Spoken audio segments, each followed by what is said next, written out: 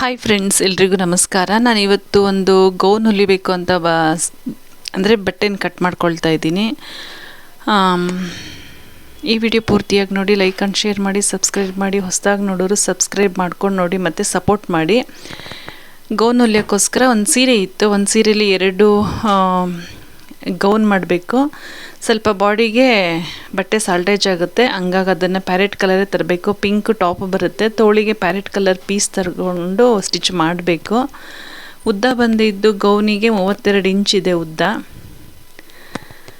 ಮತ್ತು body cuttings ಮಾಡಬೇಕು. ಬಟ್ಟೆ ಸಾಲ್ಟೇಜ್ ಆಯಿತು. ಇಷ್ಟು ಮಾಡಿದ್ನೆಲ್ಲ ವೀಡಿಯೋ ಮಾಡೋಣ, ಯೂಸ್ ಆಗುತ್ತೆ ಅಂದ್ಕೊಂಡು ನಾನು ವೀಡಿಯೋ ಮಾಡ್ತಾಯಿದ್ದೀನಿ.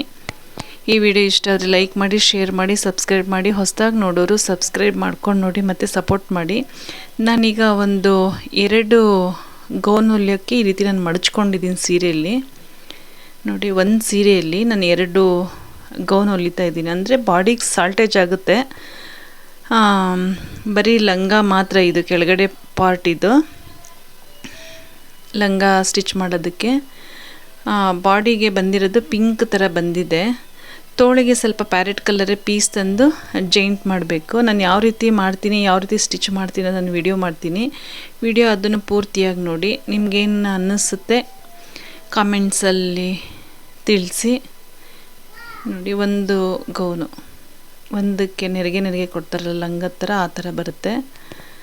ಚೆನ್ನಾಗಿದೆ ಕಲರ್ಸ್ ಎಲ್ಲ. ನೋಡೋಣ ನಾನು ಸ್ಟಿಚ್ ಆದಮೇಲೆ ಯಾವ ರೀತಿ ಬರುತ್ತೆ ಅಂತ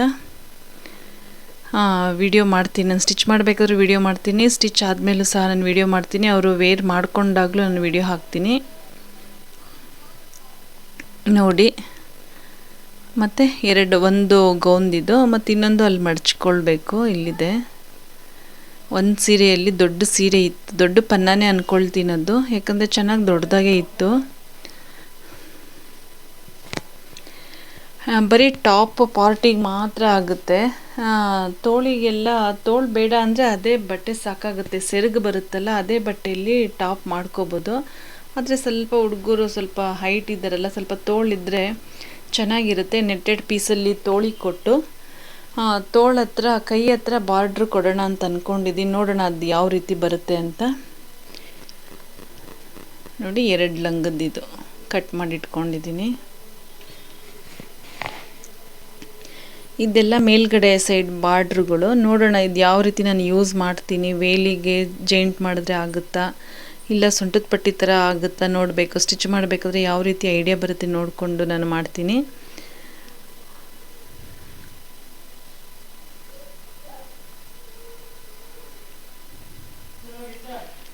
ಮತ್ತು ನೋಡಿದೆ ಪೀಸಲ್ಲಿ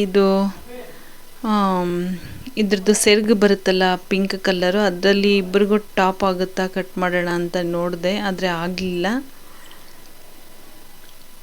ಹಾಗೆ ಮಡಚಿ ಇಟ್ಟಿದ್ದೀನಿ. ನೋಡೋಣ ಹೆಂಗಾಗುತ್ತೆ. ಇದು ಸ್ವಲ್ಪ ಬೆಲ್ಟ್ ಪಟ್ಟಿಗಂತ ಕಟ್ ಮಾಡ್ಕೊಳ್ತಾ ಇದ್ದೀನಿ. ಅವ್ರದ್ದು ಸೊಂಟ ಮೆಜರ್ಮೆಂಟ್ ಬಂದು 15 ಇದೆ. ನಾನು 1 ಇಂಚ್ ಎಕ್ಸ್ಟ್ರಾ ತೊಗೊಳ್ತಾ ಇದ್ದೀನಿ ಮಡಚಿ ಸ್ಟಿಚ್ ಮಾಡೋಕ್ಕೋಸ್ಕರ. 16 ಇಂಚ್ ತೊಗೊಳ್ತಾ ಇದ್ದೀನಿ. ಸುತ್ತಳತೆ ಬಂದು 32 ಇದೆ. ಅದರಲ್ಲಿ ಅರ್ಧ ಮಾಡಿದ್ರೆ 16 ಬರುತ್ತೆ.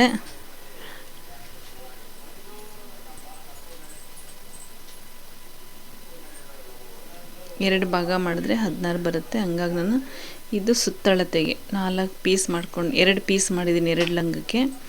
ಅದಕ್ಕೆ ಡೋರಿನಾದರೂ ಕೊಡ್ಕೋಬೋದು, ಎಲಾಸ್ಟಿಕ್ ಆದರೂ ಹಾಕ್ಬೋದು, ಇಲ್ಲಾಂದರೆ ಟಾಪು ಮತ್ತು ಲಂಗನ ಜೈಂಟ್ ಮಾಡು ಹೊಲಿಬೋದು. ನಾನು ಇದನ್ನೀಗ ಟಾಪು ಮತ್ತು ಲಂಗನ ಜೈಂಟ್ ಮಾಡಿ ಗೌನ್ ಥರ ಮಾಡ್ತೀನಿ. ಇದು ಟಾಪಿಗೆ ಬಂದಿದೆ, ಬಾಡಿ ಪಾರ್ಟಿಗೆ ಮಾತ್ರ ಇದೆ ಇದು. ನೋಡೋಣ ಯಾವ ರೀತಿ ನಾನು ಸ್ಟಿಚ್ ಮಾಡ್ತೀನಿ ಅನ್ನೋದು ನಾನು ಸ್ಟಿಚ್ ಮಾಡಬೇಕಾದ್ರೆ ನಾನು ತೋರಿಸ್ತೀನಿ ಮತ್ತು ಹೇಳ್ತೀನಿ.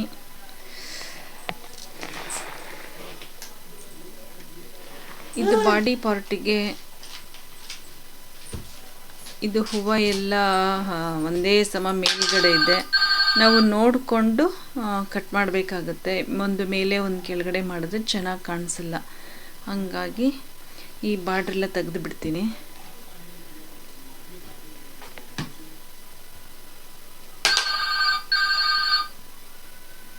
ಬಾರ್ಡ್ರೆಲ್ಲ ಕಟ್ ಮಾಡ್ಕೊಂಡ್ಬಿಡ್ತೀನಿ.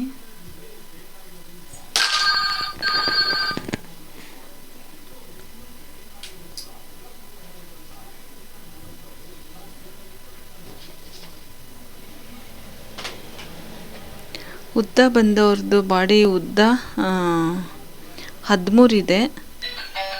ಸ್ವಲ್ಪ ನಾನು ಲೈನಿಂಗ್ ಪೀಸ್ ತೊಗೊಂಡು ಬಂದಿರಲಿಲ್ಲ, ಮೇಲ್ಗಡೆ ಇತ್ತು, ಕೆಳಗಡೆ ಕಟ್ ಮಾಡಿದ್ನಲ್ಲ, ಹಂಗಾಗಿ ಆ ಲೈನಿಂಗ್ ಪೀಸ್ ಹಿಡಿದು ಕಟ್ ಮಾಡಿ ಆಮೇಲೆ ಬಟ್ಟೆ ಮೇಲೆ ಮೇನ್ ಬಟ್ಟೆ ಮೇಲೆ ಇಟ್ಟು ಕಟ್ ಮಾಡ್ಕೊಳ್ಳೋಣ ಅಂತ ಇಷ್ಟು ಮಾತ್ರ ಮಡಚಿದ್ದೀನಿ.